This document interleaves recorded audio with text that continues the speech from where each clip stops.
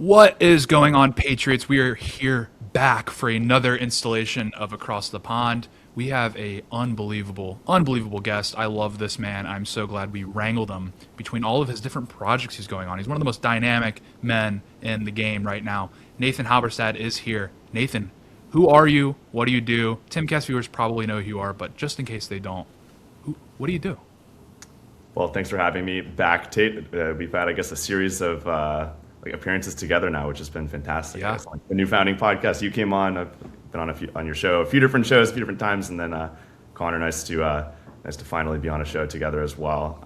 I'm hearing it's like 2026 will be the Tate and Connor generational run. In terms of my background, I'm at New Founding. It's a venture firm. We're based in Dallas, Texas. I'm a partner there. I travel around a good amount, so partly meeting with founders, investors, things like this, and then very interested in like the political and civilizational and cultural questions, and it's a big part of why I enjoy talking with you, Tate, and Connor. I've been following some of your stuff as well, so excited about the conversation.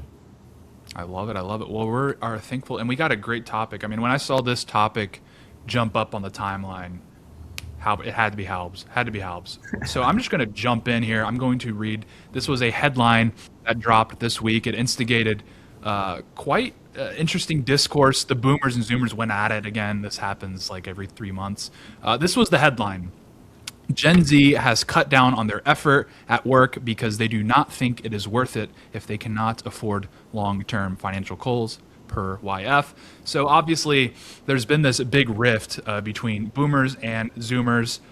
Pretty much as soon as zoomers could talk, this discourse started, in which zoomers are saying, look, I'm looking towards the future. All of these promises that were made to me, this inheritance that I was supposed to receive is no longer there. Therefore, I'm going to blackpill. Therefore, I'm going to check out. Housing prices are through the roof. Unemployment is super high. And when I do get a degree, I don't even feel like I can get a job that would utilize my degree. I don't think I'm going to get married. I can't even like rizz up women anymore. Like where the hose at has become a very salient question for the Zoomer patriot, sensitive young patriot males. There's just a variety of issues that are causing Zoomers to blackpill. I don't know what you guys think of this, what your consensus is, what your reaction is to the discourse. Do the boomers have a point? Are the zoomers just inherently flawed? Or maybe do the zoomers have a point? The boomers are selfish and pull the ladder up behind them? Or is the truth somewhere in the middle? I want to first ask Connor for his take, and then Nathan, you can give us the correct take and just lay out all the data and probably provide some graphs like you typically do. Well, first of all, Tay, I know that you have far too large a harem of e-girls to really engage in the question of where the hose are at. So this is truly a 1% male problem. I remember the Sigma male grind set meme going around a few years ago, and everyone, of course, lionizing the aesthetics of Patrick Bateman. And now it is not in vogue to dedicate your entire life to having your personal life be cannibalized by working away, whether it's day trading or slaving in a giant corporation, having most of your hours dedicated to filling out spreadsheets for corporations that are lobbying politicians to replace you with your cheaper counterparts from India and Africa.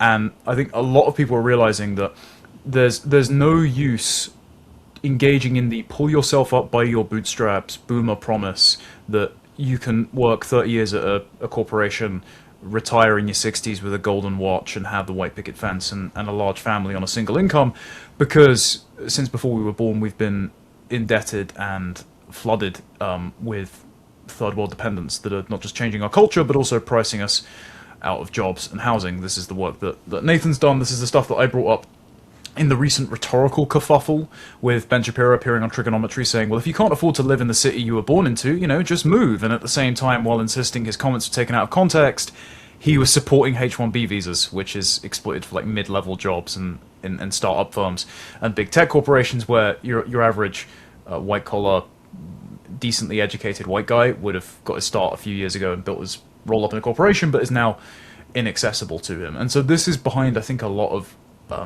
Gen Z dispossession, and I think it cuts both towards men and women, because while men are being legally, systemically, and culturally discriminated against by feminine institutions, but also anti-discrimination laws and equalities legislation, the Civil Rights Act in the US, the Equalities Act and the Companies Act in the UK, there's also this burnout that Zoomer women keep expressing, this kind of existential rage on TikTok by saying that they don't feel safe commuting to their cities regardless of which permissive migration policies and criminal justice policies they may vote for, God bless them, they don't enjoy their work, they don't feel it's meaningful, they feel alienated from their jobs and their roles and their social circles, and their job tires them out so much they don't have time to date or socialize. And so you get this kind of existential angst being expressed on social media by women who think it's a good idea to film their mental breakdown. However, we should have sympathy for them because this isn't how men and women are meant to interact, it's not how we're meant to live. And so Gen Z have kind of realized that the ladder's been pulled up for them. There's no use continuing to give more and more of your life and energy to something that isn't paying dividends, and so checking out is actually the reasonable response after a certain point. Also, I'll just add that I was talking with a VC, let's say previously based. I won't say where based, but the individual was probably coming from more of a libertarian type of background, so not necessarily somebody who was really probably up to speed with a lot of the things that we think about and talk about. And he pointed out to me that the percent of Americans that believe in capitalism still has been declining year over year, and it's much sharper in the younger generation. And actually, we're hitting right about 50% of people who view capitalism positively. And at the same time, so it's just like trending down of how you view capitalism. This is a turbo boomer take, by the way. So it's like doing like a libertarian capitalism. So like, forgive me here. But then on the same time, actually, the views of socialism is like increasing in sort of its people's positive views towards it. So I think nationally it's approaching 40% positive view of socialism. So like we're actually approaching this convergence where like the view of capitalism may actually dip below. We're probably on trend for something like 2030 or something like that to cross over. And then of course when you segment by demographics, of course as you move into the sort of the foreign demographic, they're generally much more pro-socialism, and then actually younger people are also much more pro-socialism. I would argue for very different reasons, but so maybe like this is me throwing a bone to the boomer and saying like maybe it is kind of true actually to some extent that like young people are like they're a little bit more radical. Maybe they don't believe in capitalism as much as you and like maybe as Warren Buffett did. But then I think we have to like ask like why that is, of course. Probably for like the foreigners, for the migrants, it's resentment, right? It's that they showed up here, and I think that they like resent colonization, they resent sort of Westerners. On the reverse end, I think for younger Americans, it's probably more of these economic problems that we talked about, and cultural problems. So, like some of the really basic stuff, I won't pull up a graph, I'm tempted to, but basic stuff like the cost of a home relative to your income, went from about 2 times to 6 times, from the boomer generation to ours. Like that's a 3x there is pretty meaningful actually, like median income to median home price. And then we talk about marriage rates and family formation and things like that. And it's just like, let's just say for the average person who maybe just like gets a skilled labor job or goes to a state school, sort of like the probability of being able to like really stick the landing by 25 is like actually a lot lower than it used to be. Mm-hmm. And so in those conditions, it's maybe like hard to believe in capitalism in that scenario, and so that pushes people maybe further to the right in some cases, and then in other cases it's like, where did Mamdani come from, or like Ro Khanna? I'm in SF right now. I can't say too many negative things about it because I guess there are some good people here. But maybe to say a few things about what's happening out here is, there's this wealth tax that's been proposed, and it's going to tax unrealized gains. And what that's going to do to even the founder ecosystem. If you're a founder and you maybe have like a, let's say, paper gains, nice markups, maybe you raise a seed round, Series A, Series B. You now owe taxes on that, but it's not liquid. Like you don't have any way to like, you might be worth 40 million on paper, but you might have 70,000 in your bank account, and all of a sudden you have to pay this massive tax bill. That's like an extremely, that's like just like raw socialism. Like that's like a very left wing, just like extracting wealth from people who are producing and sort of like investors, capitalists, and people who own production essentially. And anyway, I just say like, that stuff is, I'm very pessimistic that will actually pass into law, and that'll have like really negative consequences out in California. And then out in New York, you have Mamdani as well. And I just think, I see this as all kind of like the same story, where it's like conservatives haven't had good solutions. Libertarians haven't had good solutions. Kind of the boomers failed, of course, and we have serious problems, and we do have to solve them. Yeah. For one, I love when Connor just casually dropped H1B in his opening monologue, and then Halberstadt, like the gorilla meme, just like looks up at the camera. Yeah. Generational lock-in. And then Halberstadt, 30-minute segment on H1Bs. Like I'm ready. literally, it just becomes the whole show. And then also Halberstadt live right in front of our very eyes is like constructing a graph. He's throwing up the data. Like, it's just like literally watching. I just move my hands here. Yeah, it's a beautiful thing.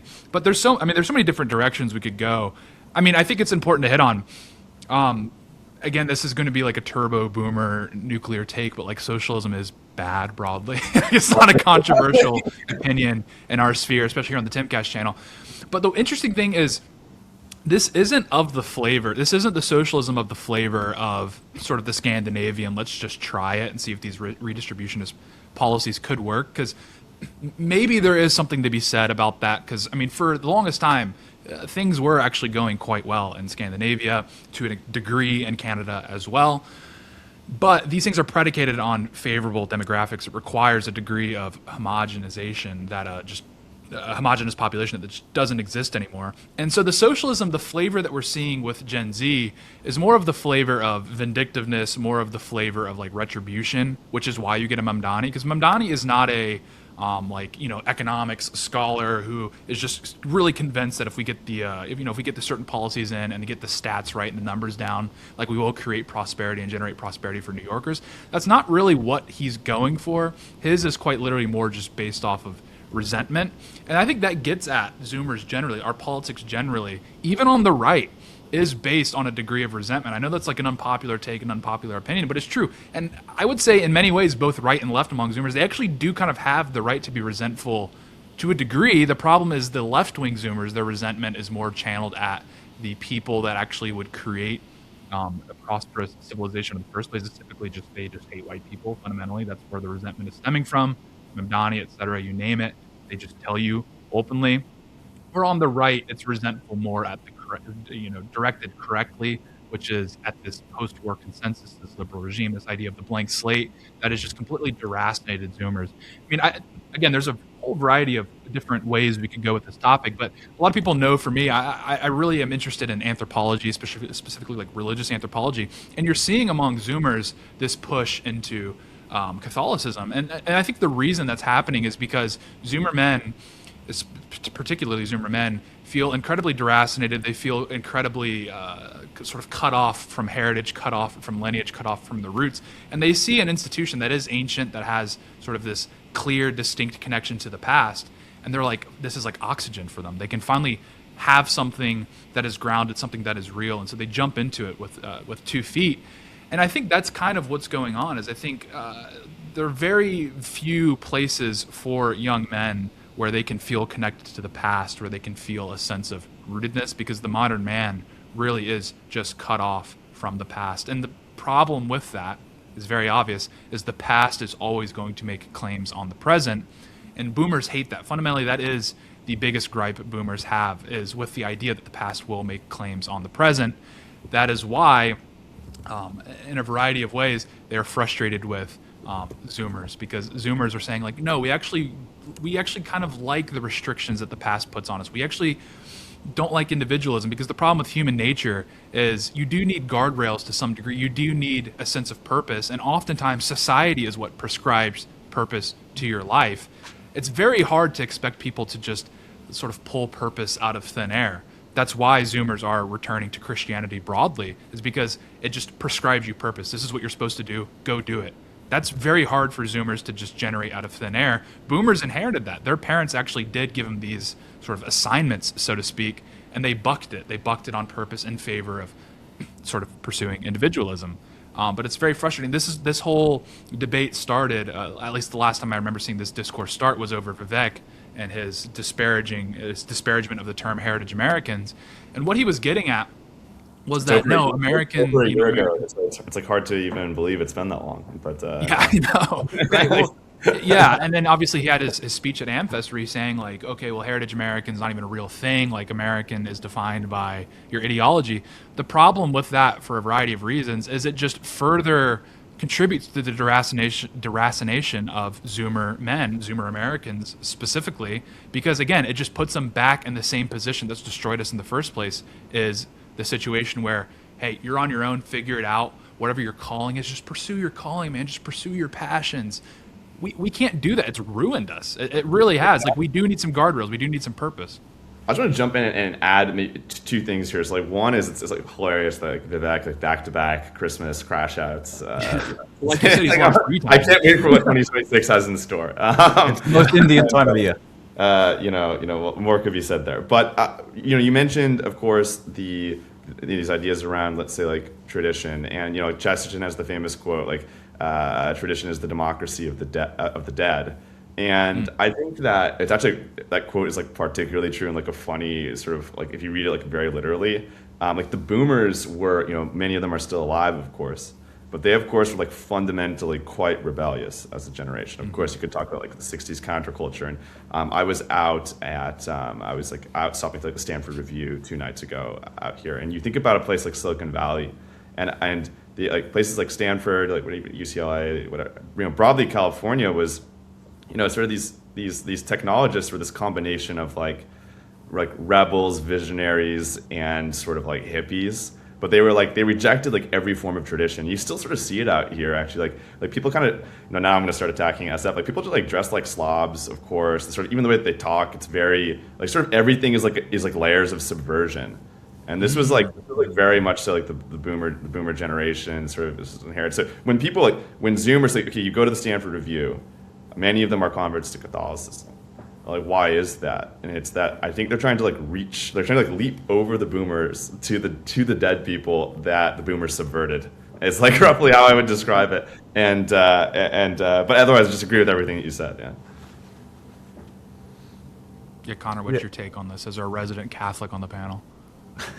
Carl Schmitt was correct when, in his critique of Protestantism, he compared Catholicism to being quite literally rooted to the land and place and tradition, whereas he saw Protestantism as a seafaring ideology that was necessary in conquering the New World, but much like Max Weber drew connective tissue between Protestantism and then the American work ethic, and then the ever-revolving dynamo of liberal capitalism which liquidates identities.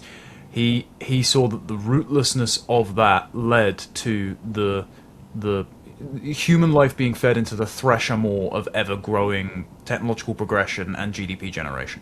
And now we've got, mass migration to keep the GDP growing so that they can bet the GDP figures against the debt that they've already accumulated and will never pay back in order to pay for boomer entitlements like Medicaid and Social Security in your country, or pensions in the NHS in my country. And so we're just devouring the future of not just ourselves but those who haven't been born yet. And to do the Burke quote for tradition rather than Chesterton's, tradition is the thing that connects the living with those who have come before them and those not yet born. Breaking the tradition allows you to mortgage off the futures of those not yet born, or just to kill them in pursuit of your own personal hedonism. It's the other thing that's connected to that as well is that you don't need the Protestant ethic or the secular version, which is limitless limbic capitalism, where you're just working to basically goon, in order to see that there is a degree, and this is what the Catholics have recognized with things like distributism. There is a degree of needing to own at least a subsistence level of property in order to have a stake in the land, in order to continue your traditions and have a reason to participate in society. And so when you have things like, in my country, since 2015 to 2016, when the first years of the new student finance system came into effect, you've now got the impossibility of most people ever paying off their student finance, because the interest on the student loan is higher than the average payments that are made. So you'll have people making loads of payments as a kind of extra income tax all their lives, but then when they check their student finance, it's a larger loan than they originally started. And the same thing happens in the US, and this is what's turning a bunch of, especially women, like college-age women, that went and got these nonsense degrees and now are working in Starbucks, to voting for the resentful socialism of Zoran Mandani, who just says, we're going to take rich white people's stuff and give it to you. or we're gonna steal from homeowners, and then his housing czar is quizzed on the fact that her mother owned this massive property, and she breaks down in tears. It's not about a coherent ideology. It's not even about having the labor theory of value or the idea that expropriating property will have us all live in a kind of kumbaya, John Lennon's Imagine of infinite prosperity. It's just, I have no stuff, they have all the stuff, I don't see a path to me getting stuff, and I need stuff, otherwise I don't feel like I belong in this civilization, so give me the stuff now. And if our politicians don't fix that problem by actually upsetting the entrenched boomer class for which they farm for votes, especially in my country, then they're going to have a revolution of various flavors on their hands. And it doesn't take a genius to see that. And the one thing I will raise, because Nathan will enjoy me mentioning H1Bs again, is Vivek in his piece, which ended up having to be retitled to, what was it, like Groyperism is not Americanism.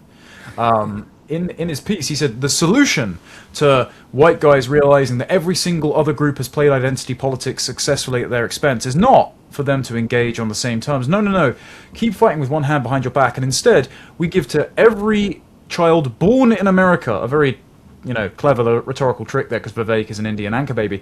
We give them the chance to have X amount of stocks invested in Fortune 500 companies. We give them a chance to have their own apartment. And it's like, okay, even if you built enough affordable housing across the entire Rust Belt so that every single person could have a studio flat and a job filling in spreadsheets for InfoSize, that still wouldn't solve the problem of belonging that is causing the existential angst of Gen Z in order to, make them identify with the more concrete religions like Catholicism, or rediscover their identity as English people or heritage Americans, because they would still be packed cheek by jowl with scammers and social climbers from the Indian subcontinent.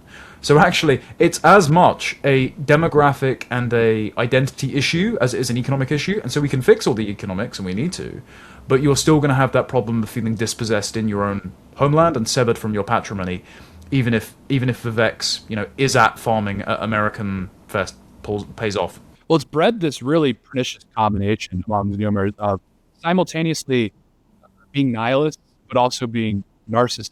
And it's a really, really grim combo that just completely grinds your soul up. And I think why that's happening is the point that Connor made, or the multiple points Connor made, which is you need a sense of stake in the world to truly feel secure. And what's happening with Zoomers is, as a lot of people have prescribed, especially on TikTok, is Zoomers all have main character syndrome.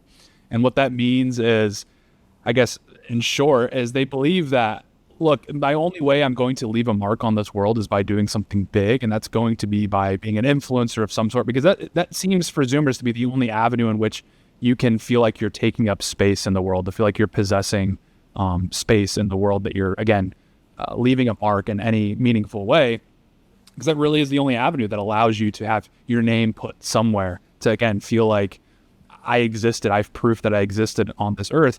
And that's because, again, we can't own property. Like, most Zoomers have just given up on that. There's data point after data point just indicating that most Zoomers are literally convinced they're never going to own property. So they don't feel like they're ever going to have physical stake in this world. And then also, they don't feel like their heritage or their identity is going to have stake in this world, because, again, they've flooded the place with third worlders. So it's like they look around and it's like, is my culture even going to last another generation? Are my kids just going to experience the same thing I did, where I look around and who I am, what my identity as an American isn't even going to be reflected in the environment around me? And it's just breeding this really horrific sort of, I guess, ethos, for lack of better word, among Zoomers, where they're like, well, if my identity is not going to be reflected in this world, there's going to be no memory of me. And if I'm not going to leave a physical, stake in the world, I'm not going to leave any inheritance behind for my children, there's going to be no physical recollection of who I was on this planet. So that only leaves me with one avenue, which is, like the influencer thing, to, again, just leave my stake somehow in the culture through entertainment and these sorts of things. And that's what's really breeding this main character syndrome. Tate, I think this is a great point. So Tate, you and Connor, you guys both do an excellent job with all of your, let's say all your public facing communication and such, but there have to be other pathways for people to leave a mark, right? We need more, let's say, Zoomers to sort of have the ambition to, maybe become a great doctor, come back to their hometown, really excellently serve their community and then end up with, let's say, like the school being named after them after they like coached the team for this long and gave this money and whatever else. And that, like increasingly, that's not the ambition of like the Gen Z individual, despite that being probably like in the 20s and 30s, what sort of an ambitious person would aim for. And that's, that stuff is really fundamentally pro-civilizational behavior, and like everybody's sort of trying to go viral on TikTok, or like, maybe dabbling in looks maxing or trying to mog online is like probably not healthy for us or for future generations. I really want to steer this towards the H1Bs. Like I thank you both for like teeing this up, teeing this up. But no, really, I want to lean into this historian from the late 20th century, and it's Helen Horowitz, and she was a professor across like a number of different sort of Ivy League and adjacent universities. So this really interesting, let's say, sort of way of organizing campus life, and I think it relates actually to what we're seeing in America right now. And she essentially categorizes students, and she wrote mostly in like the 80s. Was on this topic. She categorized students into three groups. The first is college men. This would be like traditionally people like fraternity, ROTC, kind of like traditionally even like WASPs. And then the second would be the sort of rebels, which I mentioned as relates to like, this is probably more of like the Vietnam War protester type, or even like the Silicon Valley type, like sort of like subverting the core. And then the third would be like the outsider grind. And this would include again, sort of like very low status, low class type individuals who are maybe sort of climbing through going to college. And there was always sort of a place for that. And you could even like point to examples like Hamilton, right? Of course, who very sort of low background, but really he would have been sort of in that category, but made it through these sorts of institutions. But then finally, like what's really important to note is that like foreigners are all in that category, and especially like foreign students and H1Bs. And I think that heuristic actually applies like broadly to our civilizations. Like really what we have with the boomers is like a whole bunch of people who should have been the core, like kind of the college man, or it's sort of a grouping, so it includes women as well. Maybe all of them sort of like moved into this like more rebel category or subversive category, or not all of them, but a great number of them, or far too many. And then now you have all of these foreigners here, right? All different sorts of like visa programs, legal migration, refugees, illegal immigrants, whatever else. And there's just like so few people left who are actually preserving the core, like who like actually represents like the core Western identity and like our actual civilization. And this is like fundamentally the biggest problem with the H1B. Like, yes, we can talk about the fact that they're taking certain jobs. Like, yes, it is true that like H1B legally is supposed to be for like critical skills that are missing. And it is true that like, as we all saw on Twitter, and it was like, this was like published in prominent news sources, like, the H1Bs were being used for a $30,000 per year cook number 3 at a hotel. Like that's not like there's like fraud. There are other problems. Like none of this makes any sense. But at a very high level, the problem is that there's just like not enough people advancing our civilization, and there are like far too many people like advancing sort of like fundamentally foreign.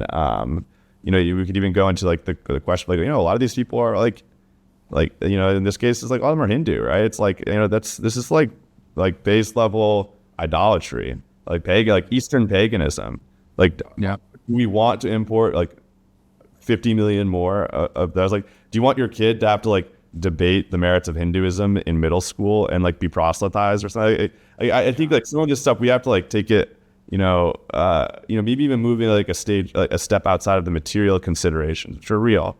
Like the cultural considerations and sort of like these sorts of things, I think are also particularly motivating for, let's say, Gen Z people who are like reaching, as you described, like why are they looking at Catholicism? Why are they like kind of maybe like yearning for more stability or like ownership or a stake? A lot of it has to do with there's like actually not a lot to grab onto right now, and so like that's something we actually have to solve. Are you implying that the founders didn't envision a giant golden monkey god warrior statue in North Carolina? Are you implying George Washington had his action figures all over the place, little action figures? Yeah. Are you saying the founding father Martin Luther King would have judged Hindus unfavorably on the content of their character for that particular movie? Look. I mean, you're the one. You're the British lad, I guess. So I don't know if I should. But yes, you're right. So yeah, they were not. So Yeah, they wouldn't be allowed to do that over here because obviously the Muslims wouldn't allow it. Yeah, exactly. These Muslim women? What? Yeah, the reform Christian Israelites back on? I thought it was over, but I guess it's back. Yeah, I'll throw out something as well. Like, I think, not enough has been said on the student visa side of things. Like, I think there's been a really good, really excellent attack on the H-1B, where it's like pretty sour. Like, on average, probably, we started here, like, perception of capitalism, perception of socialism. Like, perception of H-1B has been tanking publicly, which is good. That means that we're winning the argument, I would say. Student visas, it's still, I think people still have a favorable view. It's like, NYU has 27,000 international students. Like, it's like hard to even sort of wrap your head around that. MIT has over 1,000 citizens, like Chinese communist, like full blown CCP. People's Republic of China, people like currently like there, and Stanford also. That I was getting with like some of the people at Stanford Review. They blew a big story at Stanford that there was. They reported on a fully operationalized, basically like espionage through students operation at Stanford by China, and like these like national security concerns, things like this.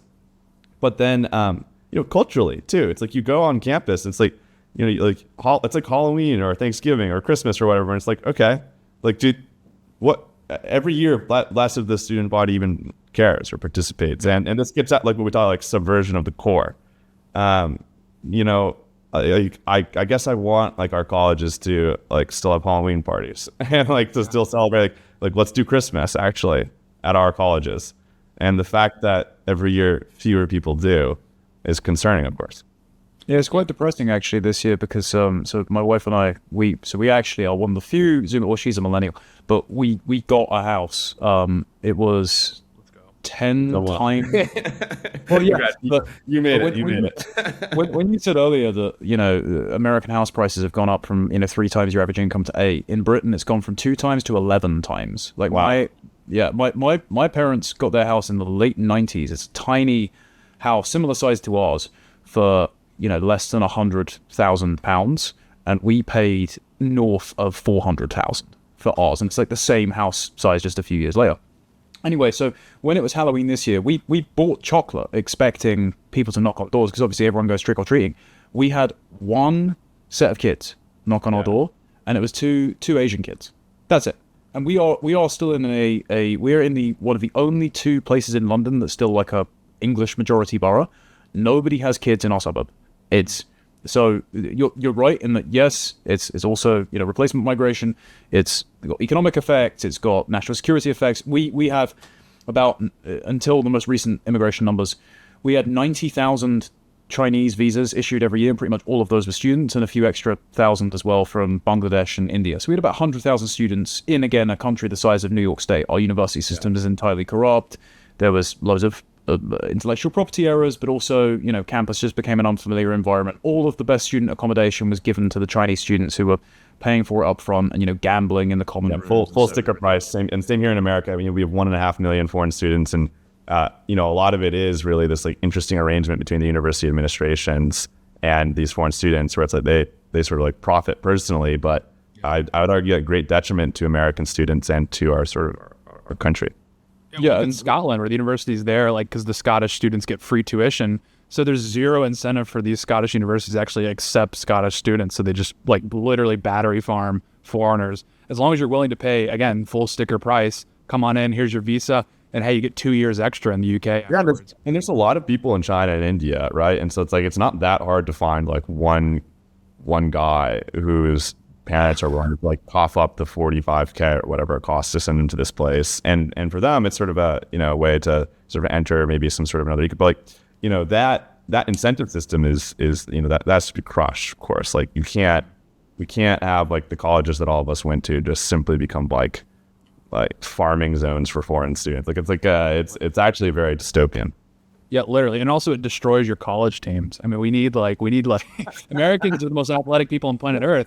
What's Harvard going to do when it's all Chinese? Seriously? I mean, like the fencing. I don't know if, it's like, There's only so many Jeremy Lins out there, like this is a serious consideration. But you two have both made a good point, which is like this needs to be amplified in the right, is Yes, there's a plethora of economic arguments against mass migration or immigration broadly, and I accept all those and I utilize them myself. But the demographic makeup of your country is in and of itself is a very valid reason to be opposed to immigration. Like, even if these immigrants are coming here and they're like economic miracles, which they're not, but let's just presuppose that, it's still valid to have a concern over what my neighborhood, what my state, what my country looks like. Because again, like I made the point earlier, that's what gives you a sense of belonging in the world. That is when you look around and there's people that reflect your culture and who you are as a person. That is a stabilizing force. That gives you a sense of security in your life. Like you're not worried about my culture, my people that are an extension of me, my nation, my people. You're not worried about that being exterminated overnight. Like you still feel like you're going to have a degree of eternal, like you're going to have an echo of yourself continuing on after you pass. Yeah, I mean, I've been spending maybe a little bit more time recently with a few, let's say, we'll call them like closer to fundamentalist Baptists, and what's that's always good for you, right? I think everybody should do a little bit more of that. even you, Connor, as a Catholic. So you even just like going back to the Old Testament, right? And first before going to the Old Testament, we can look at sort of the history of Christendom in Europe across, let's say, after the fall of Rome up until sort of let's say like early modernity. But look at what like the actual Old Testament says about like how leaders of a nation should think about like foreign idolaters, right? And just look at what Exodus has to say. Like, it really is pretty explicit. Like, you shall make no covenants with them or their gods. Like, they shall not dwell in your land. Like, this is exactly what it says. Now, of course, this is speaking to Israel in that context. But of course, like, many of these things still apply. Like the church is the sort of new Israel, like the body of Christ. And yes, like, I think people took this seriously. And, whether you looked at like the Battle of Lepanto, in 1571, Christendom, basically driving out the Muslims. It's united forces, and sort of interestingly, it's primarily Catholic, but some German Protestants, Lutherans came in and joined in that struggle. And I think it's not just the Muslims. We have all sorts of sort of problems right now, I would say, and some of it's just nihilism, atheism, with like the Buddhist thing, of course, as well. And these things are real, and I think in the coming decades, it's not going away. Like it will require sort of like men who are men of the West who are Christian, who care about these sorts of things, to actually to actually like advance something that's a little bit more positive and serious, I would say. Yeah, you're going to struggle to convince me diversity is a strength when it's literally listed as a punishment ruled by foreigners in Deuteronomy. Exactly. And I think there's, let's say, previous generations probably just like didn't take this seriously enough, right? That this is like not going to go that well actually in the coming decades. You look at Yugoslavia, look at what happened in South Africa, or all the other places that you could look at. Like, this doesn't end well. So it's important that we, people of our generation, let's say, at least take it seriously. Yeah, well, like libtards will literally be like, oh, the reason these African countries are so dysfunctional is because the European colonial powers arbitrarily drew borders without considerations for like the tribal allegiances and qualms and that sort of thing. And I'm like, you just accepted my terms, which is that diversity in and of itself will create a dysfunctional country. So they'll accept it when it comes to Africa. And that, for the record, is vaguely correct. But then as soon as you import people from literally the other side of the world to the United Kingdom, to the United States, and then that breeds dysfunction, it's attributed to other factors rather than the truth, which is, you need like demographic, cultural cohesion for a country to be functional. If you create Somali spawn points in your suburbs, though, I'm sure it'll just all go very well. This is the major frustration I have with a lot of liberals on the right, where they have blank slate presuppositions baked into their language, especially in Britain. But you get a lot of this on the legacy American right, not much of the sort of heritage American new right. It's the idea that if we just got rid of the amplification of differences caused by woke identity politics and kind of shut our eyes and refuse to recognize intractable cultural and identity ethnic differences between groups, and if we just did a rising tide raises all ships approach to the economy, and yet again, we need to fix a bunch of economic issues that have been dispossessing young men and women of their opportunity to own a home and have meaningful work and have families, don't get me wrong.